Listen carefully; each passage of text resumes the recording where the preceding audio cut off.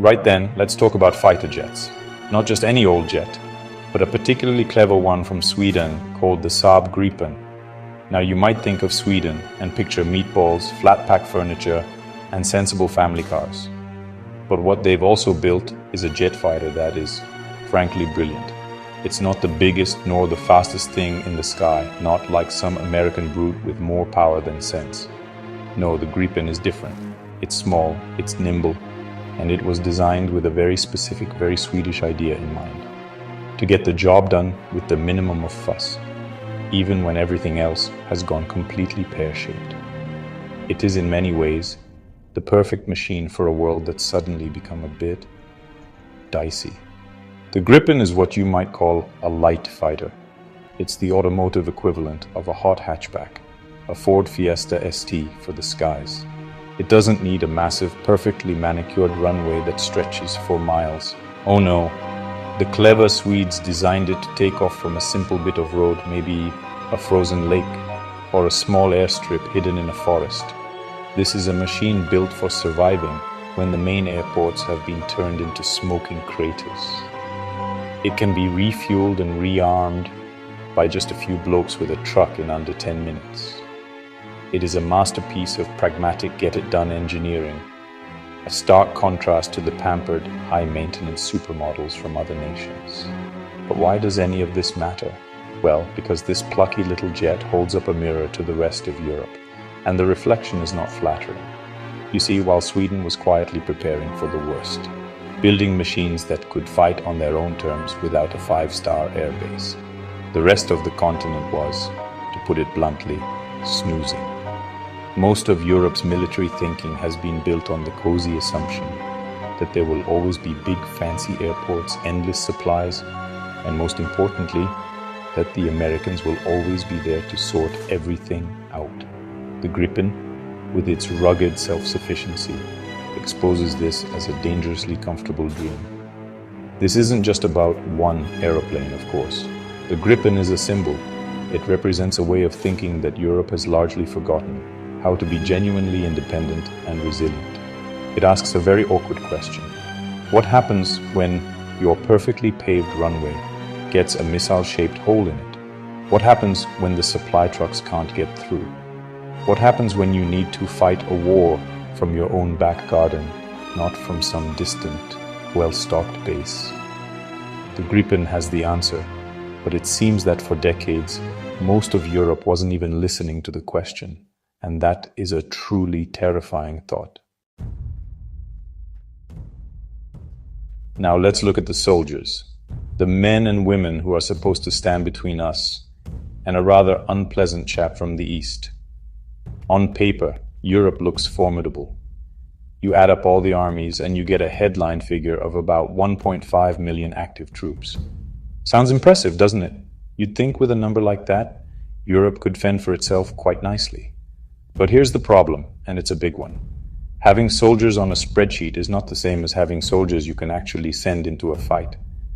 A huge chunk of these troops are simply not deployable. They lack the training, the equipment, or the central command to be moved quickly to where they're needed.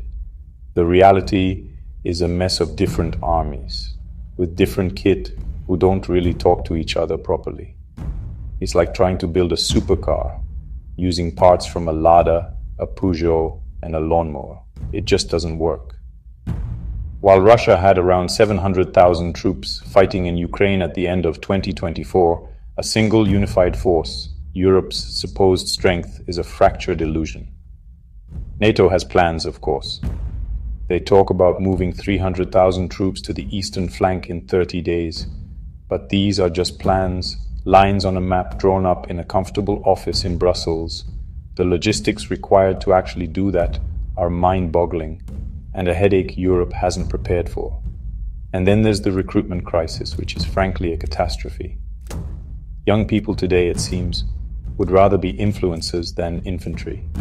Germany, the economic engine of Europe, is a perfect example. Their army stood at just 181,174 soldiers at the end of last year, miles short of their target.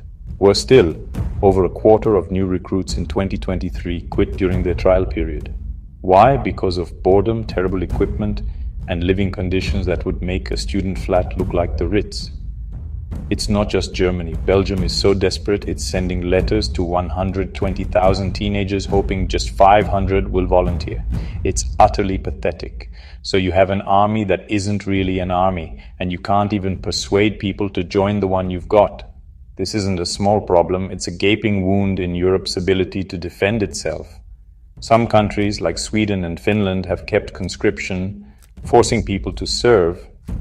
Poland is trying to massively expand its army, but these are exceptions. For the most part, Europe has forgotten that a strong defense requires more than just fancy speeches and flags. It requires actual people, and it seems the continent has lost the will to find them, creating a vacuum that is becoming more dangerous by the day. For the last 70 years, Europe has had a very simple defense policy. Hide behind the Americans. Whenever there was a problem, a crisis, or a loud bang in the distance, everyone would look nervously across the Atlantic, waiting for the US cavalry to ride over the hill. All of NATO's grand plans, all those arrows on maps showing troop movements, have a massive, unspoken assumption built into them. They utterly depend on American command, American transport planes, American spy satellites, and American logistics. Without the United States, NATO's plan to move 300,000 troops to the front line is nothing more than a fantasy. It simply cannot be done.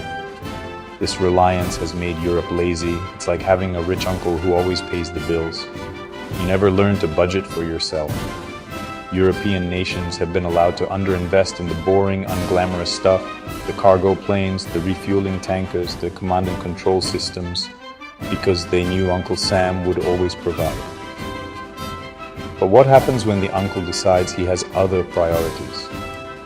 In February of this year, a new American administration made it perfectly clear that its focus was shifting. The message was blunt. Europe, you are on your own. Suddenly, the safety net has been pulled away, and Europe is dangling over a very long drop. The numbers are staggering. To replace what the US provides, Europe would need to find the equivalent of 300,000 American troops, not just in bodies, but in capability. That means hundreds of heavy transport aircraft, vast intelligence networks, and the sort of complex logistical support that Europe has simply never bothered to build for itself. This isn't something you can fix by buying a few more tanks. This requires a fundamental rewiring of the entire European defense structure, a project that would take decades and cost astronomical sums of money. Money that, frankly, most countries would rather spend on other things. This is where the risk becomes terrifyingly real. NATO's own chief, Mark Rutte, warned in 2025 that Russia could be ready to attack a NATO country by 2030. That's just a few years away. And the big American shield that was supposed to protect everyone is looking increasingly unreliable. The continent has been living on borrowed time and borrowed strength. The bill is now coming due, and Europe has found itself standing at the counter with an empty wallet, a dazed expression, and the worrying realization that the security it took for granted was never really its own to begin with. And so we come back to that magnificent little Swedish jet, the Gripen. It was designed for a country that never had the luxury of assuming someone else would come to the rescue. It was built to be tough, independent, and effective with limited resources. It's a fighter jet for the real world, not the fantasy world of endless American support that Europe has been living in. The Gripen shows that it is possible to build a credible defense without bankrupting yourself or needing a continent-sized support network. It proves that clever design and a pragmatic mindset can overcome a lack of sheer numbers. This is the lesson Europe desperately needs to learn.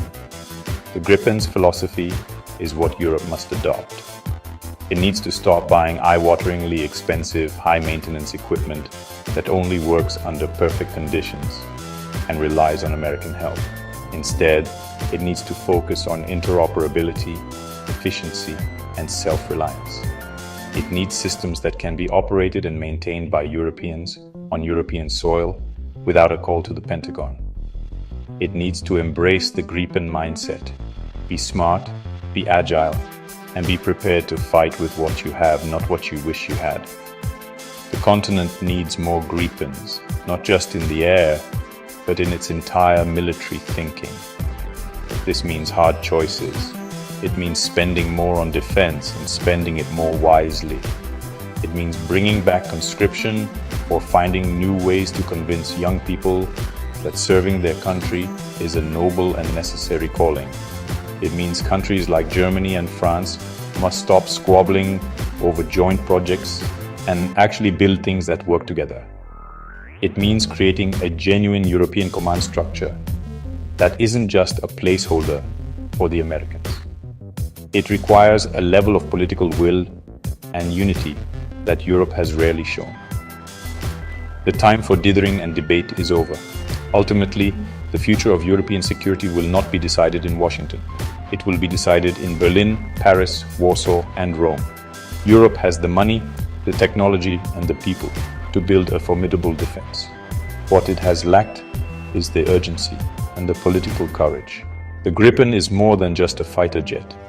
It is a wake-up call, a klaxon blaring in the ears of a sleeping giant. It is a reminder that independence is not given, it is earned, and Europe must now decide if it is finally ready to earn it. The clock is ticking.